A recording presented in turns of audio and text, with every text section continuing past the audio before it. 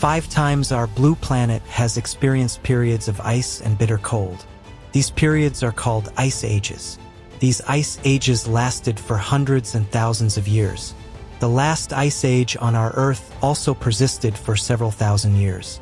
During this last ice age, humans lived in caves and ventured out in groups to hunt. During this final ice age, approximately 20 to 25,000 years ago, a hunting party set out from Siberia in search of food.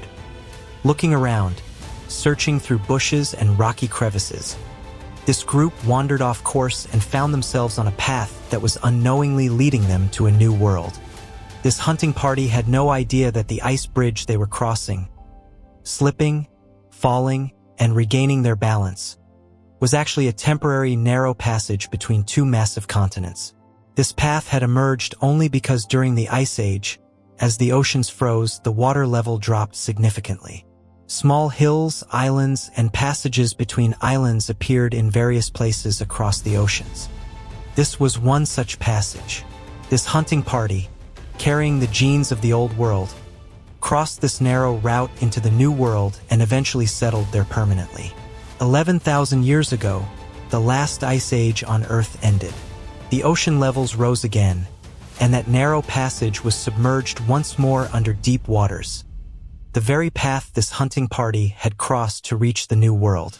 The land connection between the Old World and the New World was severed. We call this place the Bering Strait. At one point in this strait, the distance between the New World and the Old World is just 85 kilometers. Yet it took humans from the Old World 10,500 years to cross this mere 85-kilometer distance. What were those thousands of years like in the New World? Who discovered this world and how? What happened to the original inhabitants? And how did one nation here become a global superpower today? This is Historaeum, and in this episode we are showing you the story of this lost land, the history of America.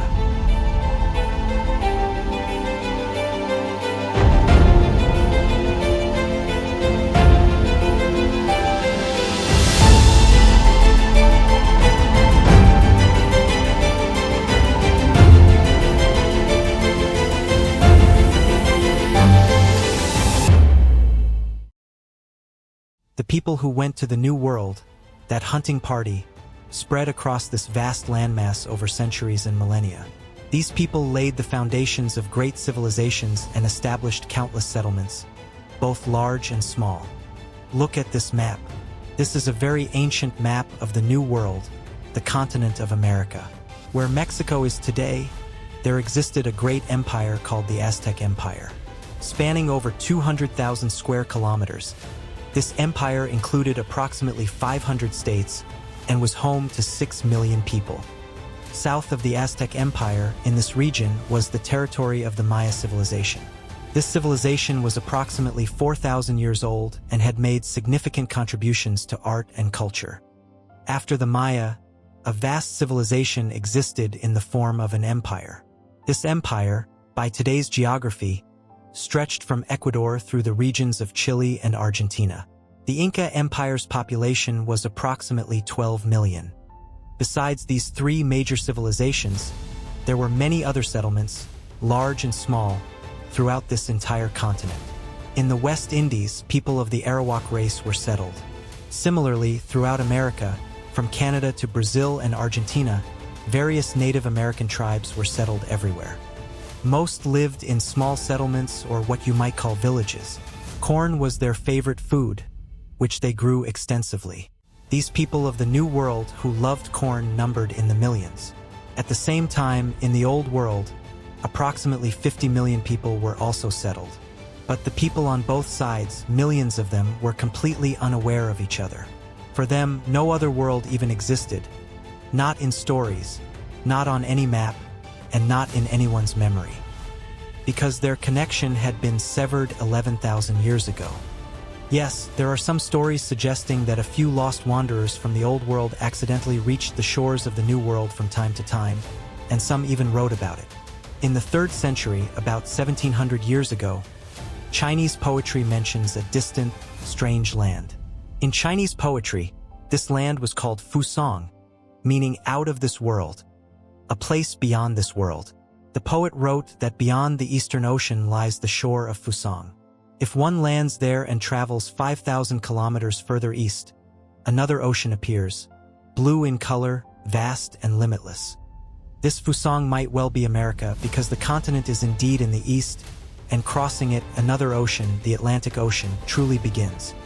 Similarly, in 458 CE, an Afghan Buddhist monk named Huishin started his journey eastward from China with 4 companions. He returned after 40 years from a strange land, which he too called Fusang according to old Chinese traditions. He wrote a travelogue describing the conditions there. 500 years after Huishin, the Viking tribes from northern Europe also reached America. Where Canada is today, they established settlements in the Newfoundland area. Remnants of these settlements still exist there. Hindus have similar claims that Native Americans worship their deities, meaning that, in their view, some Hindu from India had reached America, which is why ancient American tribes worshipped similar gods. So friends, there are many such claims, but the problem is, whether these claims are right or wrong doesn't really matter. What matters is whether anyone truly discovered this land, correctly understood it was a new world, and established a connection between the new world and the old world, whether regular travel between both worlds began. This connection wasn't established by Chinese discovery, nor by Buddhist monk travels, nor by any Muslim or Hindu voyage. The mutual unfamiliarity that had existed for thousands of years between the Old World and the New World continued to exist. People of the Old World kept believing that the world ended at the shores of Europe and Africa, and American tribes also believed that beyond their shores was nothing but water. Like distant, invisible mountains, these distances could have persisted for thousands more years. But then came the 15th century.